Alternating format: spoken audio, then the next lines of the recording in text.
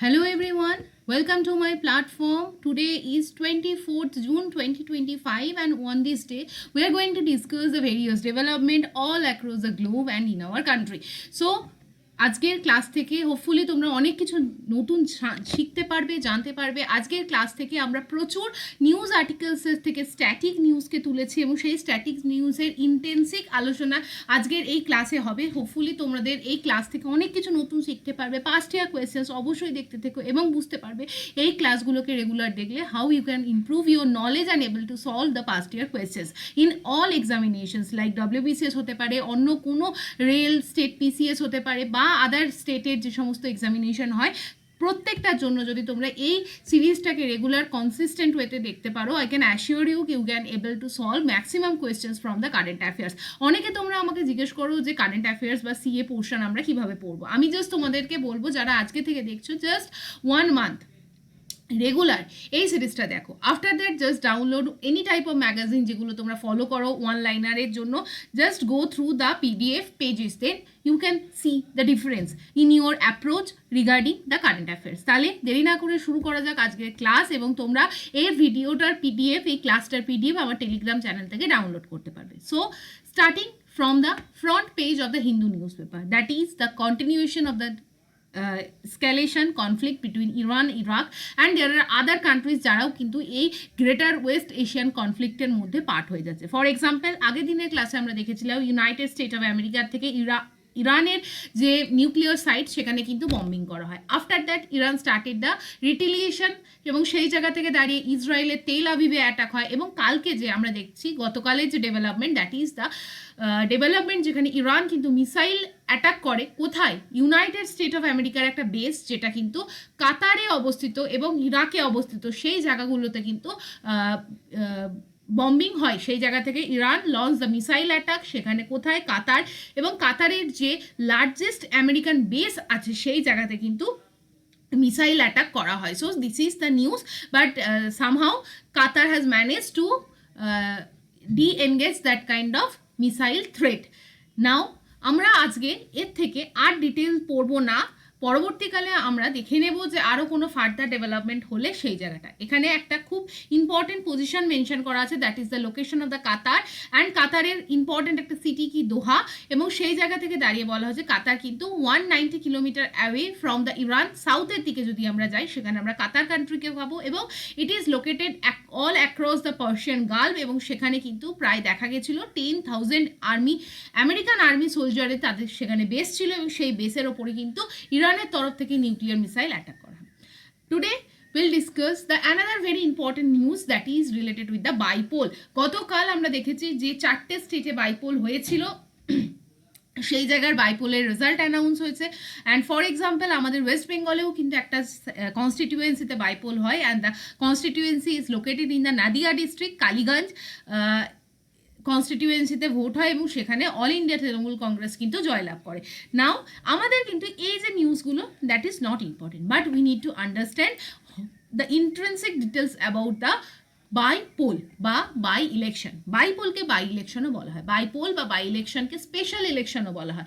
এটা কি টাইপের ইলেকশন? এটাও একটা particular election.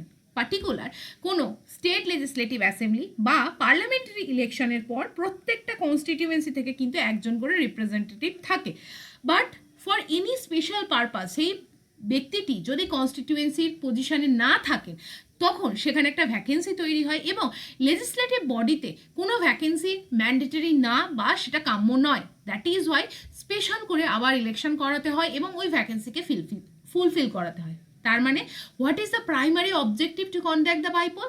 That is to ensure the timely fillings of any vacant seat যেখান থেকে কিন্তু রিপ্রেজেন্টেশন আমাদের কনস্টিটিউয়েন্সিতে হয়, সেটা be it the constituency at the central level, at the state level, সেই জায়গায় কিন্তু আমাদের জনপ্রতিনিধিকে থাকতে হয়। কোনো জনপ্রতিনিধি যদি মিস আউট হয়ে যায় ফর ডিফারেন্ট রিজন, কেন? তিনি মারা যেতে পারেন, তিনি রিজাইন করতে পারেন, তিনি ডিসকোয়ালিফাইড হতে পারেন বা তাকে ওই জায়গা থেকে এক্সপালশন করা যেতে পারে একজন সিটিং মেম্বারকে, এবং in that cases by election করাতে হয়। আমাদের constitution wise vacancy of the seat fill up করতে হয় এবং আমাদের particular we have representation of the people act যার 151A section talks about the by election. এটা কি বলে, এটা প্রেসক্রাইব করে যে কোনো একটা ভ্যাকেন্সি তৈরি হওয়ার immediately from the date of occurrence of that vacancy within 6 months we need to conduct the by election. But there is two exception, যখন আমাদের বাই ইলেকশন না করালেও চলে, ঠিক? সেই বাই ইলেকশনের দুটো exception very very important. First exception is mentioned in the section 151A subclause A, ওকে? সেখানে বলা হয়েছে এই 6 মাসের মধ্যে ভোট করানোর এই যে ব্যাপারটা, সেটা অ্যাপ্লাই হবে না তখনই যদি পার্লামেন্টারি নেক্সট ইলেকশন 1 বছরের মধ্যে হয়। What is written? 6 months rule will not apply when the remainder period of the parliamentary term is less than 1 year, অর্থাৎ আগামী 1 বছরের মধ্যেই আবার পার্লামেন্টের ভোট আছে, তখন 6 মাসের মধ্যে আর এই ভ্যাকেন্সিটাকে ফুলফিল করাতে হয় না। কেন? এটা একটা জেনারেল রুল, কারণ ইলেকশন করাতে গেলে সেখানে ইসিআই এর বিভিন্ন রুলকে ইমপ্লিমেন্ট করতে হয়। This is associated with huge cost. সেখানে আমাদের ল অ্যান্ড অর্ডার মেনটেনের সিচুয়েশান আসে। এই পুরো যে এই এন্টায়ার কস্টটাকে আমাদের কমিয়ে আনার জন্য কিন্তু এই কিছুদিন হল্ট করে যাওয়া হয় এবং অ্যাকচুয়াল যখন ভোট হয় তার সাথে এই বাই ইলেকশনের সিটগুলোরও ভোট করিয়ে নেওয়া হয়। নেক্সট সেকশন যদি আমরা যাই 151A সাবক্লজ বি যদি দেখি, সেখানে কিন্তু বলা হয় যদি ইলেকশন কমিশন অফ ইন্ডিয়া এবং সেন্ট্রাল গভর্নমেন্ট কম্বাইনলি ডিসাইড করে যে উইদিন 6 মান্থ বা 6 মান্থসের মধ্যে এমন কোনো একটা কনস্টিটিউয়েন্সির জায়গায় এমন কোনো একটা সিচুয়েশান ঘটে চলেছে যে situation it's very difficult to handle in that case, তাহলে কিন্তু সেই জায়গায় আমাদের বাই ইলেকশন করানো থেকেও আমরা বিরত রাখতে পারি নিজেদেরকে। নেক্সট আমরা চলে আসবো সাম অফ দ্য এই হচ্ছে by election related entire facts. আমরা এরপর যদি দেখে নিই যে past year কিছু কোয়েশ্চেন্স কীভাবে এই বাই ইলেকশন থেকে এসছে, then you can understand. This is the past year questions asked in the UPSC 2017। প্রথম 3টে স্টেটমেন্ট দেওয়া হচ্ছে। প্রথমত, election commission of India is a 5-member body. Next, union home affairs ministry কি বলছে, ডিসাইড করে ইলেকশনের শিডিউল, যেখানে জেনারেল ইলেকশন কিংবা বাই ইলেকশন তার শিডিউলকে ডিসাইড করে ইউনিয়ন হোম মিনিস্ট্রি। আর থার্ড পয়েন্ট কি, election commission resolves the dispute relating to splits and মার্জার্স of the recognised political party, অর্থাৎ পলিটিক্যাল পার্টিকে স্প্লিট করতে হলে, ভাঙতে গেলে বা দুটো পলিটিক্যাল পার্টিকে একসাথে জুটতে হলে এবং রেকগনাইজ করতে হলে তার দায়িত্বে থাকে কিন্তু related with the election commission of India. এবার কোনটা কারেক্ট? প্রথমত option D is the correct answer. So only 3 option বা 3 নম্বর স্টেটমেন্টটা কিন্তু কারেক্ট। কেন? Election commission of India is not a 5-member body, it is a 3-member body. Just তোমরা লক্ষ্মীকান্তের বই খুলবে, ECI চ্যাপ্টারে যাবে এবং সেটা এখানে দেখতে পাবে। নেক্সট, হোম অ্যাফেয়ার্স মিনিস্ট্রি কিন্তু কোনোভাবে ইলেকশন রিলেটেড কোনো ম্যাটার হ্যান্ডেল করে না, it is solely depend upon the election commission of India। তার মানে আমরা এলিমিনেট করতে পারলাম 1 এবং 2 অপশানকে এবং 3 number option is only correct. Next আমরা চলে যাব বাই ইলেকশন রিলেটেড আর একটা ইম্পর্টেন্ট পাস্ট ইয়ার কোয়েশ্চেন বা কোয়েশ্চেনের স্টেটমেন্টটা দেখো। স্টেটমেন্টে কি লেখা আছে? By election for filling any vacancy shall be held within the period of 6 months from the date of occurrence of the vacancy. আমরা যা আজকের ক্লাস পড়লাম, it is the correct option. Next, the process of the bypoll has been mentioned in the Indian constitution.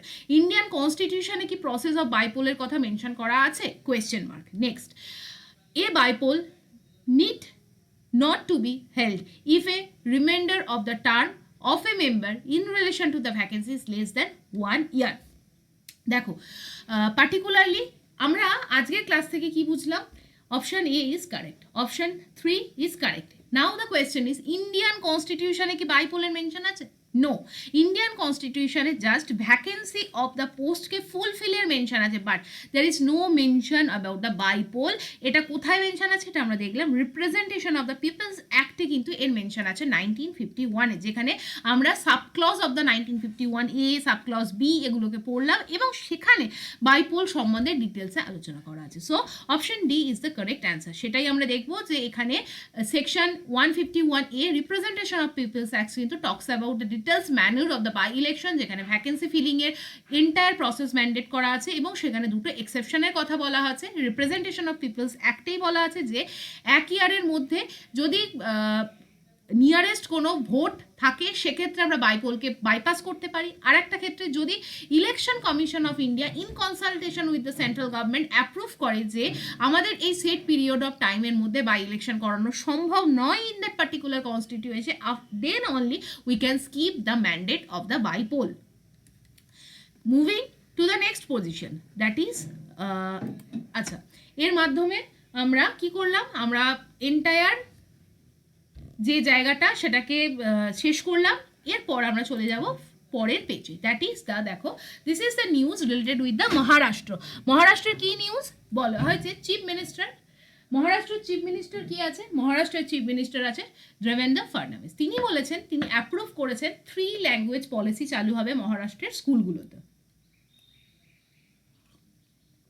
এখানে all stake হোল্ডার্সদের সাথে কথা বলা হয়েছে এবং সেই জায়গা থেকে দাঁড়িয়ে অ্যাপ্রুভ করা হয়েছে, যে ফাইনাল ডিসিশন নেওয়া হয়েছে যে এখানে 3 ল্যাঙ্গুয়েজ পলিসিকে চালু করানো হবে। But it is the related with the Maharashtra news. Just এটা মনে রাখবে, মহারাষ্ট্রের সাথে 3 ল্যাঙ্গুয়েজ পলিসি ইমপ্লিমেন্ট করার কথা বলা হয়েছে as a one liner. But for details knowledge we need to understand the official languages in our country. প্রথমত আমাদের কান্ট্রির 8th schedule of the constitution, 8th schedule আমাদের কনস্টিটিউশনে কি বলে, টক্স অ্যাবাউট দ্য অফিসিয়াল ল্যাঙ্গুয়েজ। আমাদের কনস্টিটিউশনে একটা পার্ট আছে, পার্ট 17, ওকে। Part 17 কিন্তু ডিল করে অল দ্য অফিসিয়াল ল্যাঙ্গুয়েজেস, যেখানে আর্টিকেল 343 থেকে 351 টক্স about the entire details about the official language.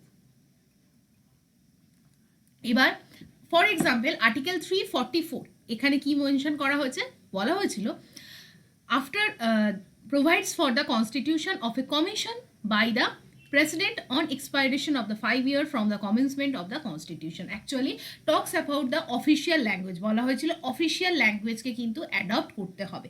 Now 351 article is very important, that is the spread of the Hindi language, okay। Hindi ল্যাঙ্গুয়েজকে কিন্তু spread করার কথা বলা হয় এবং সেখানে বলা হয় যে মিডিয়াম অফ এক্সপ্রেশন, এবং সেখানে আমাদের ইন্ডিয়ার যে কম্পোজিট কালচারাল হেরিটেজ সেটাকে কিন্তু হিন্দি ল্যাঙ্গুয়েজের মাধ্যমে প্রোপাগেট করা অ্যান্ড স্প্রেড করার প্রচেষ্টা করতে হবে। নাও যদি কোয়েশ্চেন্স দেয় যে 8th শিডিউলে কোনো ল্যাঙ্গুয়েজকে রেকগনাইজ করার জন্য কোনো কি ফিক্সড কন্ডিশন অ্যান্ড ক্রাইটেরিয়া আমাদের কনস্টিটিউশনে মেনশন করা আছে, অ্যান্সার হবে no, no fixed criteria. Next আমরা যদি আমাদের ইন্ডিয়ান যে ম্যাপটাকে দেখে নিই, তাহলে আমরা দেখব we have the regional diversity. Based on that particular diversity আমরা দেখি বিভিন্ন এলাকার মানুষ বিভিন্ন ভাষায় কথা বলেন এবং সেই ভাষাগুলোকে রেকগনাইজ করার জন্য উই হ্যাভ 8th শিডিউল। আমরা যদি আমাদের কান্ট্রির ম্যাপ দেখে নিই, তাহলে দেখব আমাদের যে এন্টায়ার যে official language from the Inception type, যদি আমরা একদম কনস্টিটিউশন যখন ইনিশিয়ালি এনাক্ট হয় তখন কিন্তু আমাদের কান্ট্রিতে 14টা অফিসিয়াল ল্যাঙ্গুয়েজ ছিল। But after that and as of now 22 languages has been recognised as the official language, and 14 থেকে 22 এই ল্যাঙ্গুয়েজের যে যাত্রা, অর্থাৎ এক্সট্রাভাবে যে 8 ল্যাঙ্গুয়েজকে অ্যাড করা হয়, that was added by different constitutional amendment, সেটা আমরা দেখব। প্রথমত আগে আমরা দেখে নেব কি কি অফিসিয়াল ল্যাঙ্গুয়েজ আছে। প্রথমত আসামিজ, বেঙ্গলি, গুজরাটি, হিন্দি, কান্নাডা, কাশ্মীরি, কোঙ্কনি, মালায়ালাম, মণিপুরি, মারাঠি, নেপালি, উড়িয়া, পাঞ্জাবি, সংস্কৃত, সিন্ধি, তামিল, তেলেগু, উর্দু, বোডো, সাঁওতালি, মাইথিলি অ্যান্ড ডোগরি। এই কটা ল্যাঙ্গুয়েজ হচ্ছে আমাদের official language that is recognised by the constitution. Now আমরা যদি দেখি Sindhi language, okay, this is the Sindhi language. এটা পরবর্তীকালে অ্যাড করা হয়েছিল 1967 by 21st constitutional amendment act. Next Manipuri, Nepali, Konkani, just remind এই মনে MNK এই নামটা মনে রাখতে পারো, MNK অর্থাৎ মণিপুরি, নেপালি, কোঙ্কনি, একে 71st কনস্টিটিউশনাল অ্যামেন্ডমেন্ট দ্বারা অ্যাড করা হয় এবং in the year of 1992। Next তোমরা মনে রাখতে পারো বদমাস এই নামটা, ওকে, বদমাস। এখান থেকে তোমরা কি মনে রাখবে, বোডো, ডোংরি, মাইথিলি অ্যান্ড সাঁওতালি, ঠিক, বোডো, ডোগরি, মৈথিলি এবং সাঁওতালি ল্যাঙ্গুয়েজ, ঠিক। এই 4টে ল্যাঙ্গুয়েজকে অফিসিয়ালি অ্যাড করা হয় as the official language in the constitution in 92nd Constitutional Amendment Act 2003, okay.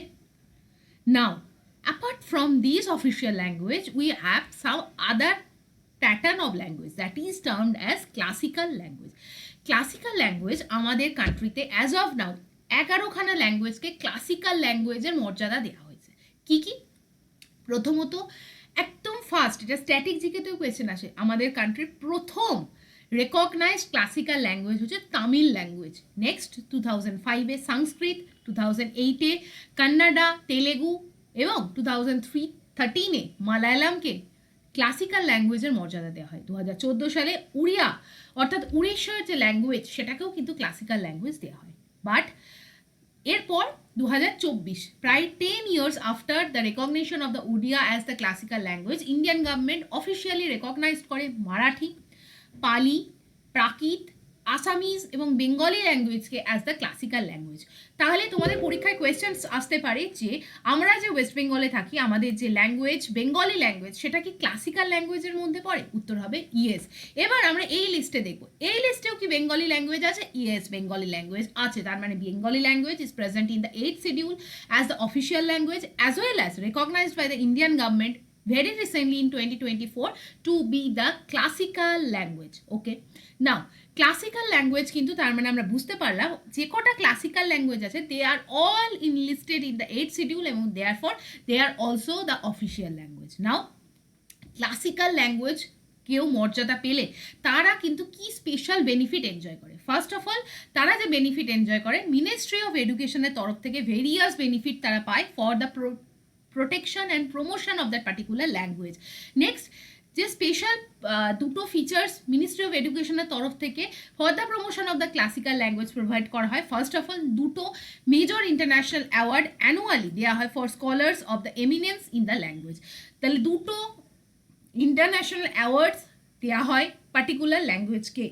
Next centre of excellence তৈরি করা হয় for that studies of the classical language এবং আমরা জানি ইউনিভার্সিটি গ্র্যান্ড কমিশন তাদেরকে কিন্তু রিকোয়েস্ট পাঠানো হয় to create professional chairs in the central university dedicated to the classical language. অর্থাৎ সেন্ট্রাল ইউনিভার্সিটিগুলোতে ফর এক্সাম্পল আমাদের ওয়েস্ট বেঙ্গলে কোনটা central university? Visva Bharati university is a central university, but Calcutta university, presidency university this are not the central university. আমাদের west বেঙ্গলে বিশ্বভারতী যেটা আমাদের বীরভূম ডিস্ট্রিক্টে অবস্থিত সেটা কিন্তু সেন্ট্রাল ইউনিভার্সিটির মর্যাদায় মানে সম্মানিত।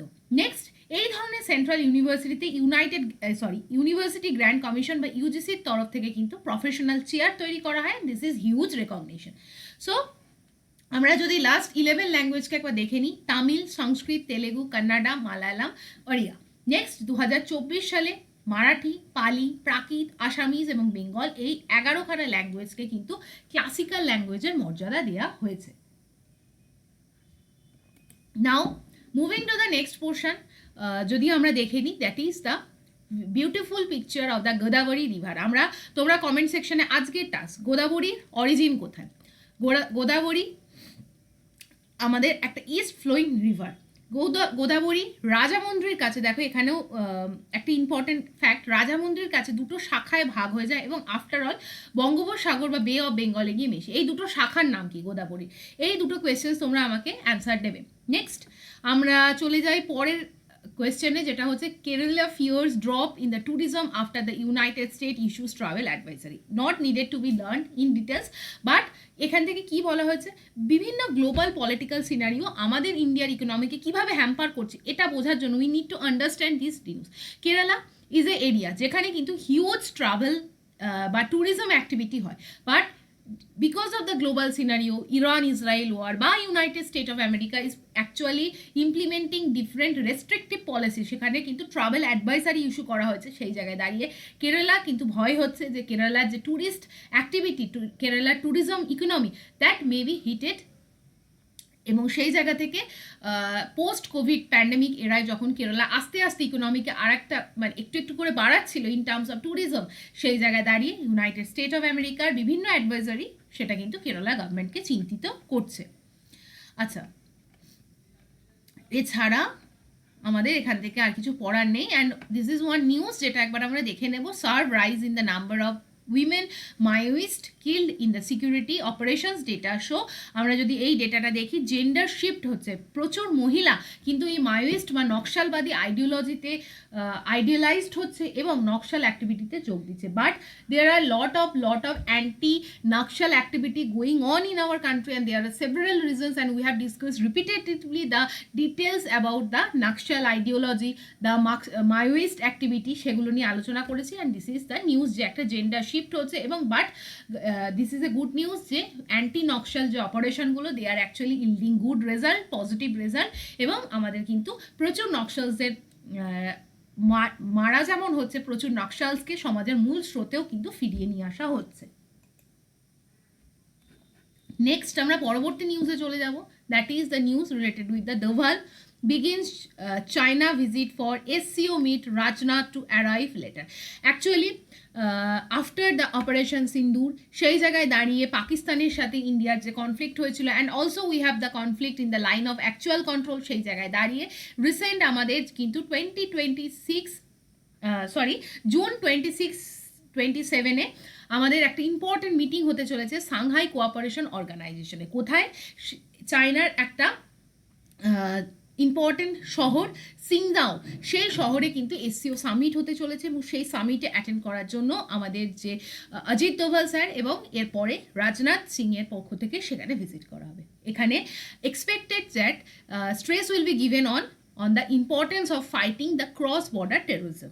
Now এই জায়গা থেকে কিন্তু আমাদের একটা ইম্পর্টেন্ট সামিট SCO সামিট সম্বন্ধে ইন ডিটেলস জানতে হবে now Shanghai cooperation organisation this is the all details about the Shanghai cooperation organisation আমরা যদি দেখি এটা হচ্ছে Eurasian intergovernmental organisation focuses on economic alliance and the security alliance back in 1996 Shanghai cooperation organisation কিন্তু Shanghai 5 ছিল এর আগে সেখানে মেইনলি যে অর্গানাইজেশন বা যে সমস্ত কান্ট্রি ছিল তারা হলো চায়না কাজাকিস্তান কিরগিস্তান রাশিয়া এবং তাজিকিস্তান বাট 2001 সালে অফিসিয়ালি এসসিও কিন্তু ফর্মালি স্ট্যাবলিশড হয় ইনক্লুড করে কাকে প্রথম উজবেকিস্তানকে অ্যাড হয় সো প্রথমত চায়না কাজাকিস্তান কিরগিস্তান রাশিয়া তাজিকিস্তানের পাশাপাশি উজবেকিস্তান কিন্তু এসসিও অর্গানাইজেশনে যুক্ত হয় নেক্সট 2017 নেক্সট দুটো আনাদার কান্ট্রি ইন্ডিয়া এবং পাকিস্তান এসসিওর মেম্বার হয় এবং lastly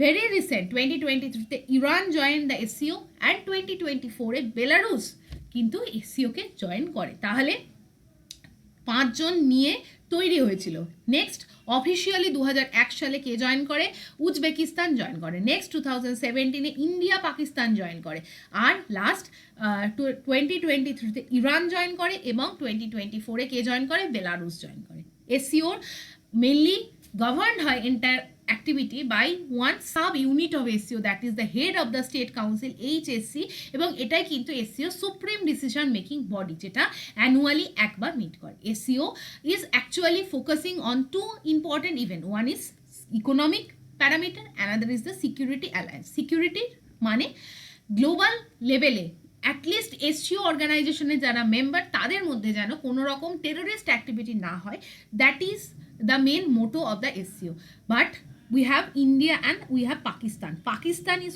one of the most known country যেখানে আমরা যদি দেখি notorious country যেখানে কিন্তু টেরোরিস্ট অ্যাক্টিভিটি হচ্ছে একটা মানে আইডেন্টিটি অফ দ্য কান্ট্রি সেই জায়গা থেকে দাঁড়িয়ে আমরা যদি দেখি যে এসসিও অর্গানাইজেশনের একটা সাব ইউনিট আছে যেটাকে বলা হয় র্যাট এই নামটা থেকে কোয়েশ্চেন আসতে পারে র্যাট মানে কি রিজিওনাল অ্যান্টি টেররিস্ট স্ট্রাকচার সেই অ্যান্টি টেররিস্ট স্ট্রাকচার বা র্যাট কিন্তু অ্যাকচুয়ালি প্রমোট করে অ্যান্টি টেররিস্ট অ্যাক্টিভিটিকে next this is the all SCO Shanghai cooperation organisation প্রথম সাংহাই 5 নিয়ে তৈরি হয় গ্র্যাজুয়ালি এসসিও কিন্তু এক্সপ্যান্ড করে এবং 2022-তে উজবেকিস্তানে এসসিও সামিট হয় 2023-তে ইন্ডিয়া হোল্ড করে এই সামিট এবং লাস্ট 2024-এ মানে 2025-এ আমরা দেখব চায়নাতে কিন্তু এসসিও সামিট হবে and this is a diagram যেখানে আমরা দেখব Russia Kazakhstan Belarus Uzbekistan Iran Pakistan India China the Tajikistan and Kyrgyzstan are the major members of the SCO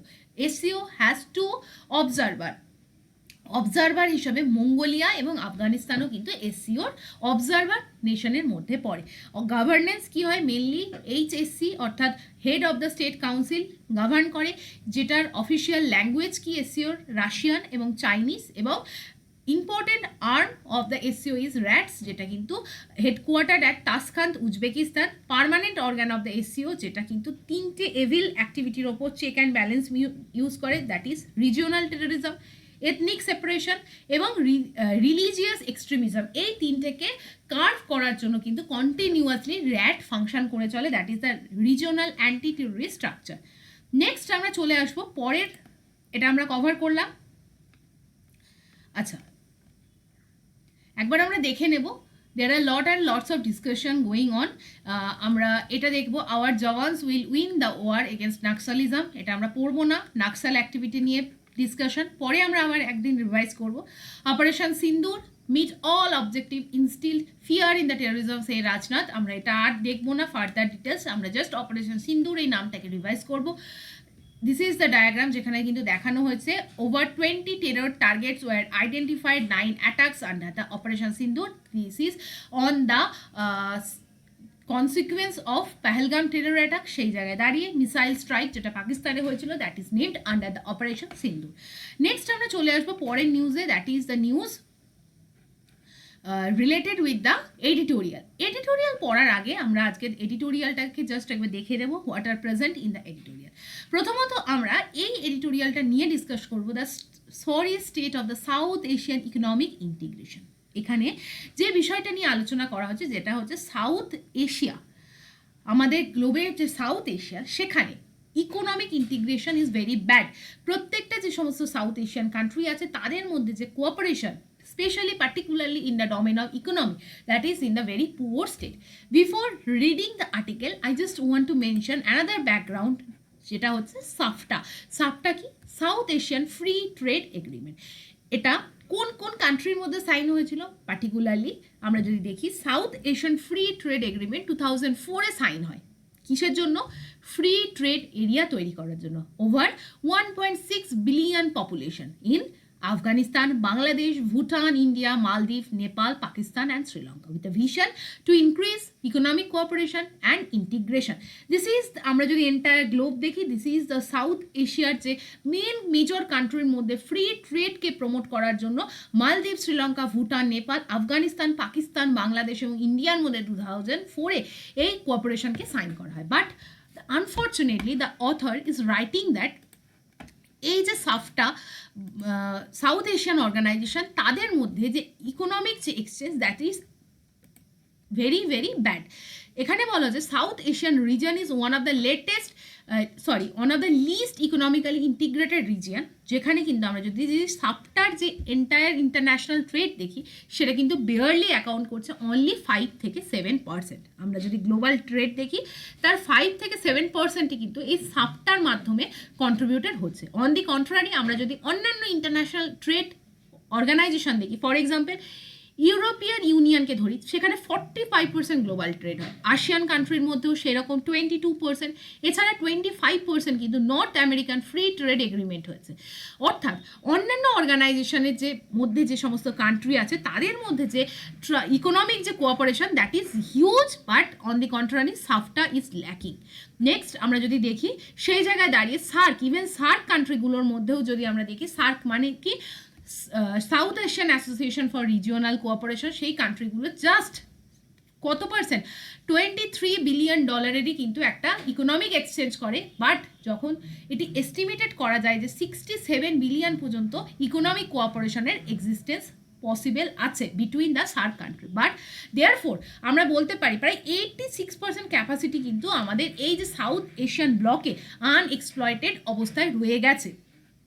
next আমরা যদি পুরো জায়গাটা দেখি, সেখানে বলা হচ্ছে ইমেন্স যে পোটেনশিয়াল আছে, সেটা কিসের মধ্যে? ইন্ট্রা সার্ক যে ট্রেড, সেই জায়গাটা কিন্তু আমাদের বছরের পর বছর ডিনাই হয়ে আসছে।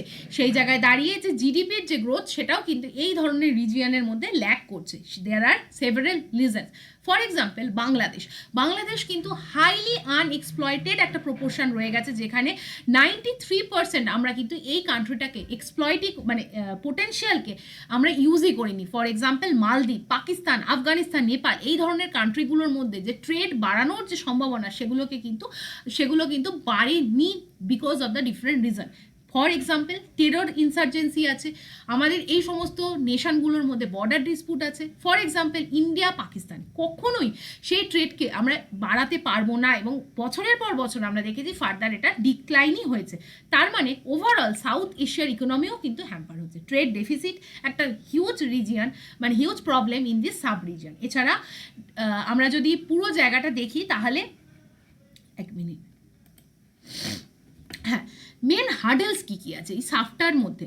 Mainly low level of Intra regional trade, যেটা সাউথ এশিয়ার যে কান্ট্রিগুলো সেগুলো মানে কি ডেমনস্ট্রেট করে? আমাদের absence of strategic policy. Next, potential to create greater economic linkage. এছাড়া আমরা যদি দেখি Intra regional trade of goods, এছাড়া সার্ভিসেস এবং এই যে investment in the south Asian reason, এটা কিন্তু রিমেন্স আনট্যাপড, এটাকে আমরা এক্সপ্লোরই করতে পারিনি। এছাড়া মিউচুয়ালি বেনিফিশিয়াল এক্সপোর্ট সেক্টর যেগুলো আছে সেগুলোও কিন্তু অনেকটাই পিছিয়ে পড়েছে, এমনটাই লেখা হয়েছে এই এডিটোরিয়ালে। নেক্সট, আমাদের মধ্যে কি করতে হবে? আমাদের এম হবে এই যে সার্কের যে কান্ট্রিগুলো আছে সেই কান্ট্রিগুলোর মধ্যে যে মিউচুয়াল যে ডিস্ট্রাস্ট, টেনশন এবং যে ট্রাস্ট ডেফিসিট হয়ে হচ্ছে সেগুলোকে যতটা সম্ভব মিনিমাইজ করা এবং ম্যাক্সিমাইজ করা, ইন্টার গভর্নমেন্টাল কোলাবোরেশন এবং full implementation of the agreement such as সাফটা।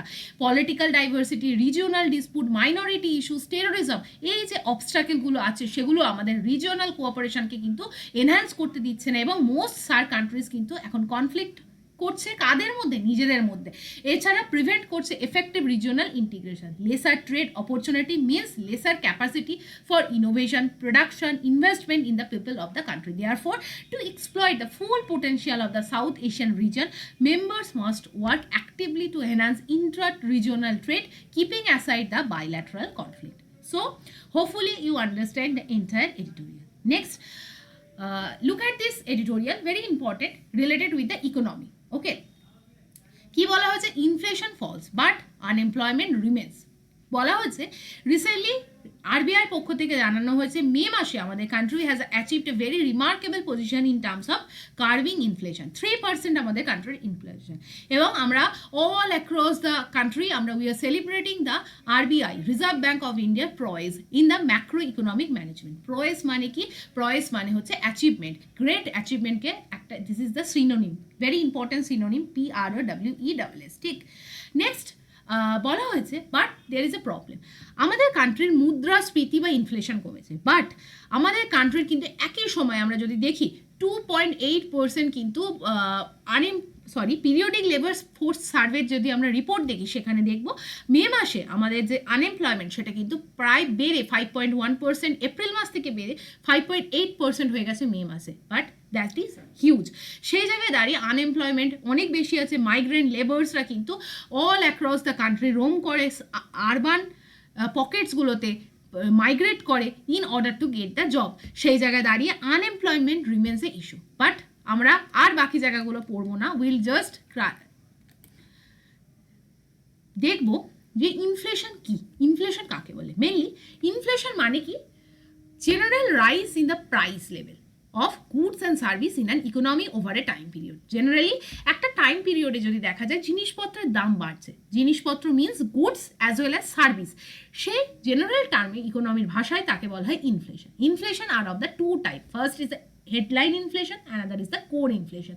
Headline inflation মানে প্রত্যেকটা টাইপের কমোডিটিকে ইনক্লুড করা হয় to count the inflation, but এই পুরো কমোডিটির মধ্যে দুটো জিনিসকে যদি আমরা মাইনাস করে দিই, একটা হচ্ছে ফুড প্রাইস আর একটা হচ্ছে ফুয়েল প্রাইস, তখন আমরা যে ইনফ্লেশনটা পাবো that is the core inflation. Reserve Bank of India আমাদের কান্ট্রিতে কিন্তু এই ইনফ্লেশনকে মনিটর করে বা ইনফ্লেশনকে একটা পার্টিকুলার লেভেলে রাখার জন্য কি করে, সেই জায়গাটাকে কিন্তু মেনটেন করে। সেই জায়গায় দাঁড়িয়ে ইনফ্লেশন কিন্তু government of India in consultation with the RBI ইনফ্লেশনের টার্গেট ফিক্স করে, এবং সেটা কত?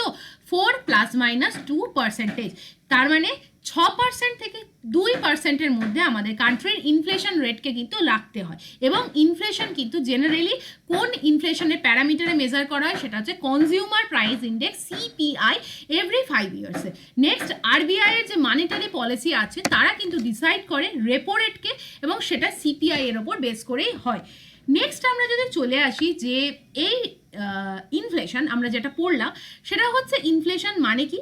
ইনফ্লেশন মানে general rise in the price of goods and service. এছাড়া হেডলাইন ইনফ্লেশন কিন্তু প্রত্যেকটা টাইপ অফ কমিউনিটিকে ইনক্লুড করে, বাট কোর ইনফ্লেশন এক্সক্লুড করে ফুড অ্যান্ড ফুয়েলকে। টার্গেট কত? 4 ±2, অর্থাৎ 2 থেকে 6% টার্গেট। নেক্সট আমাদের মধ্যে আছে কনজিউমার প্রাইস ইন্ডেক্স, যেটা রিটেল মার্কেটের ইনফ্লেশনকে টার্গেট করে এবং তার বেস ইয়ার হচ্ছে 2012। এনএসও অর্থাৎ ন্যাশনাল স্ট্যাটিস্টিক্যাল অফিস যদি আমরা দেখি, তারা কিন্তু কনজিউমার প্রাইস ইন্ডেক্সকে পাবলিশ করে। নেক্সট আমাদের সঙ্গে আছে হোলসেল প্রাইস ইন্ডেক্স, সেটা কে মেজার করে? সেটা কিন্তু আমাদের যদি আমরা দেখি কান্ট্রির মধ্যে মিনিস্ট্রি অফ কমার্স অ্যান্ড ইন্ডাস্ট্রির তরফ থেকে ডব্লিউপিআইকে মেজার করা হয়। এবং সিপিআইকে যদি আমরা দেখি, সিপিআই কিন্তু 4টে ক্যাটাগরিতে পাবলিশ করা হয়। CPI index for agricultural labour, CPI for rural labours, CPI for industrial labours এবং CPI for rural urban and combine. এই প্রত্যেকটা জিনিস কিন্তু যদি আমরা দেখি, এই যে প্রথম 3টে সেটা কিন্তু labour bureau, ministry of labour and এমপ্লয়মেন্টের দ্বারা পাবলিশ হয়, এবং লাস্ট সিপিআই কম্বাইন সেটা কিন্তু এনএসও অফিস দ্বারা কিন্তু পাবলিশ হয়। সো এই স্লাইডটা তোমরা পেয়ে যাবে, তোমরা একবার নিজেদের মতো করে পড়ে নেবে ডিটেলসটা। লাস্ট পোর্শনে আমরা কয়েকটা কারেন্ট অ্যাফেয়ার্স এর কুইজ করে নেব। For example, first question is who has been appointed as the brand ambassador of World Para Athletic Championship 2025? Alia Bhatt, Akshay Kumar, Kangana Ranaut এবং tiger Shroff. Answer is the Kangana Ranaut, এবং তাকে কিন্তু recently choose করা হয় to promote awareness and support for the প্যারা athletes as ambassador.